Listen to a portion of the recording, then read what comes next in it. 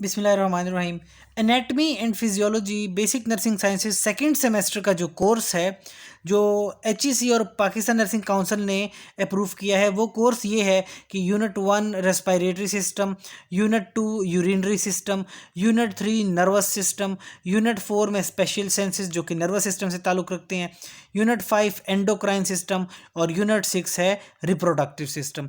तो BSN nursing का जो सेकेंड सेमेस्टर की एनाटमी एंड फिजियोलॉजी है, उसमें बेसिकली ये कोर्स जो है ये पढ़ाया जाता है। और इस चैनल के ऊपर इंशाल्लाह हम आपको फर्स्ट सेमेस्टर, इसके साथ साथ second semester anatomy and physiology का कोर्स पूरा का पूरा कवर करवाएंगे और बहुत ही शॉर्ट टाइम में कवर करवाएंगे। इसके साथ साथ जितने भी नर्सिंग साइंसेज के बाकी शोबे हैं, उनके तमाम सब्जेक्ट्स हम आपको इसी कोर्स में कवर करवाएंगे।